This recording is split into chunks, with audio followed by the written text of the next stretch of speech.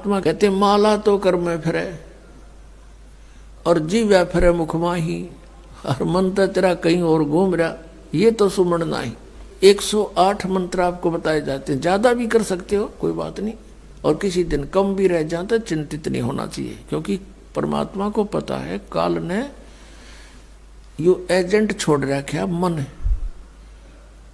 कि यू भक्ति ना करने दे तुमने। लेकिन कुछ दिनों के बाद आत्मा इस पे प्रभावी ऐवी हो जाएगी और बैठ के इस पे भजन कराया करेगी। फिर श्वास का मंत्र आ जाता है, ये मन भागता है, फिर थोड़ी देर पाछा फिर चेतन हो जाए, फिर करे, तो ऐसे करता रहे, ऐसे अभ्यास बनेगा इसका, ऐसे ही चलता है।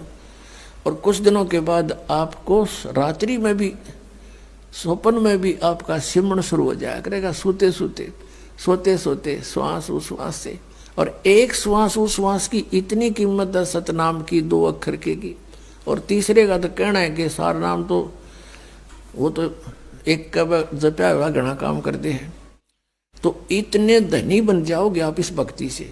ये भक्ति और फिर आशा, आशा यहाँ के नहीं रखे, जरा अंत में आपकी इच्छा, किसी बेटे या बेटी में, कार या कोठी में, पोते या पोती में, किसी प्रकार दोता या दोती में, किसी भी सतीथि में।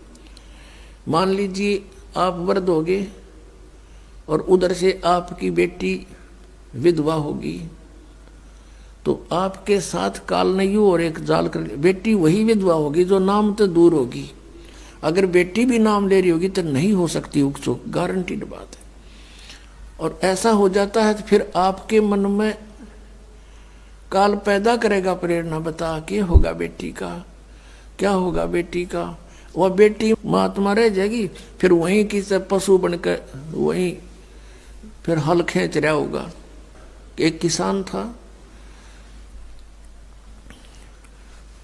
परमात्मा की आत्मा था, कहते हैं जो जन मेरी शरण है। पुणात्मा आप समझोगे, क्योंकि बालक नहीं बुद्धिमान समाज है आज मानो। किसी का बालक बिगड़ जाए, बेटा या बेटी, उस माता पिता से पूछ कर देखो वो कितना दुखी रहता। सपने में भी उसको ये चिंता बनी रहती है कि किस प्रकार मेरा बच्चा फिर से लाइन पकड़ जाए, उसके लिए कितना दुखी होता है। और हम उस परम पिता के बच्चे, उसी के बेटा बेटी हम, और वो हमारे, हम कितने बिगड़ के यहाँ आगे इस काल का फंस गए। अभी हमारी रेल बना रहा है सबकी, ब्रांड मैट्री कर रखी यहाँ पर, ले लिए इंडिया हमने इसके साथ आकर के। लेकिन वो कहते हैं ना माता पिता बुरे नहीं हो सकते, बेटा बेटी वैसे 100 गलती कर दे। अब उसी विधान से वो हमारा पीछे फिर रहा है।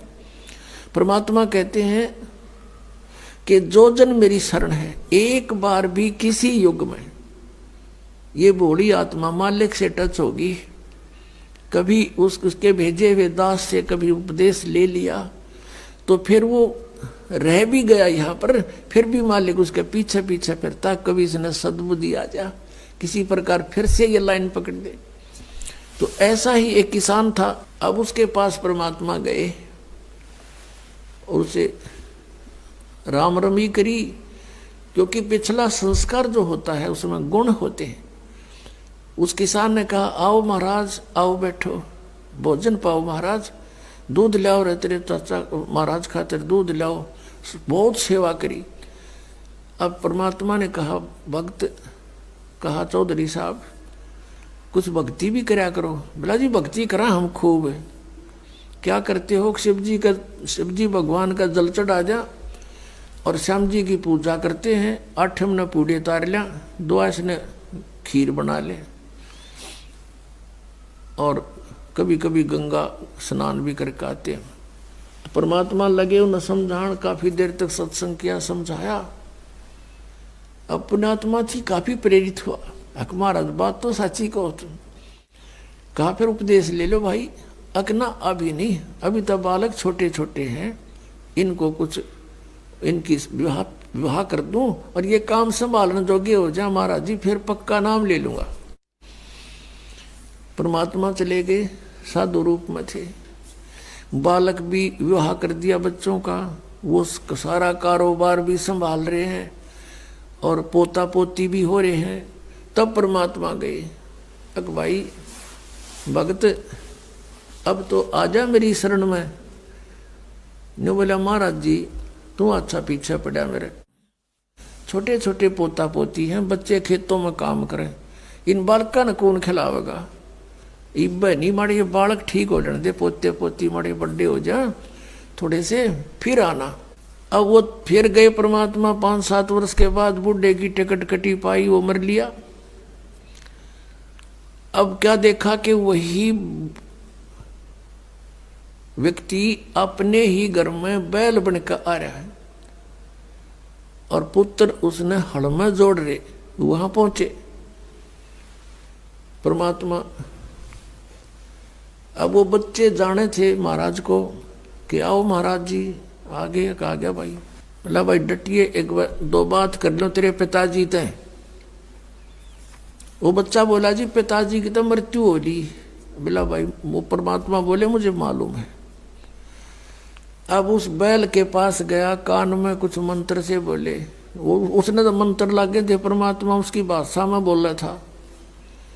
तो बैल ने अंदर से बोल तो वो नहीं सके था, अंदर की भाषा भी जानते हैं मालिक।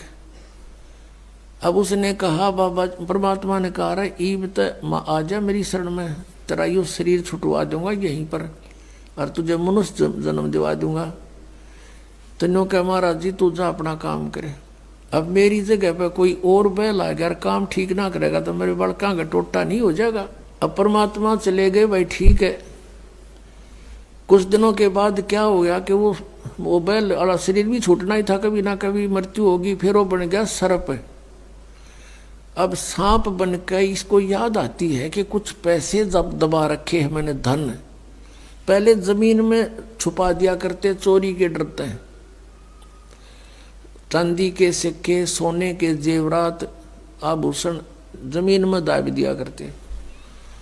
बूढ़ा मर जा बतान पावे को नहीं, फिर वो सर्प बनकर आया करे रह गए उड़ा कहे हमारा सर्प आवे है। वो सर्प थारा है कि मैं लग गया होगा पिछला संस्कारी को दाब रहा होगा 500-200 रुपये की तक गुण में उन्हें ढूंढता फिर। अब वो सर्प बनकर आ गया। वो जो ही सर्प बनकर घर में घुसा, बच्चा ने पता लग गया, उसके मारे लठे वो डंडे डंडे मारने लगे, इतना मोरी में के निकल के और बाहर उसका जंगल सा था उसमें खिसक गया और वहां पड़ा पड़ा कर रहा है सांप। अच्छे डंडे लाग रहे, उसकी सांकड़ी गई टूट। तो परमात्मा आए और वहां बैठ के न बोले सुना भगती अब के सलाह तेरी। ने बोला जी ले लो शरण में। ने बोला वह शरण मत आया पर सांकड़ी तोड़वा का आया तो। अब परमात्मा कहते हैं जहां आसाता बासा हुई और मन कर्म वचन सुमरियो सोई,